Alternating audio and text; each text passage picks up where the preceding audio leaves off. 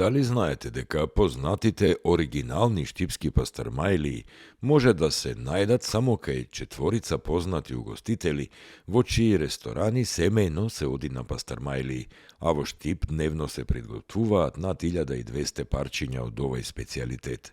Мајсторите љубоморно го чуваат рецептот на овој ексклузивен специјалитет. Штипската пастармајлија се разликува од другите, по тоа што во неа има само зачинето месо, но не и сирење или пак јајца. Во Штип никој не прави пастармајлија дома. Пастармајлијата се смета за традиција и локална гордост. Да дојдеш во месеците кои имаат буквата Р во името и да нарачаш било што друго во кафеана, освен пастармајлија, едно време во Штип се сметало за многу неучтиво и навредливо.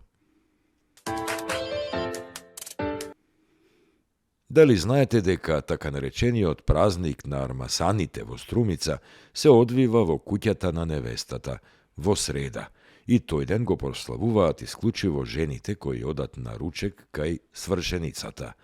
Гостите кои ги кани свекрвата одат групно. Ручекот е по 12 часот и за таа пригода се готват специјално постни јадења.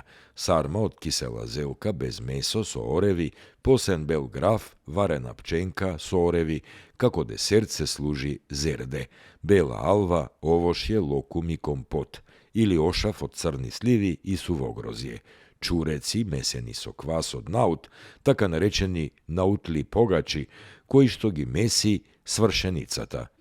За пиење се служи боза, која ја носи свекрвата во ѓумови.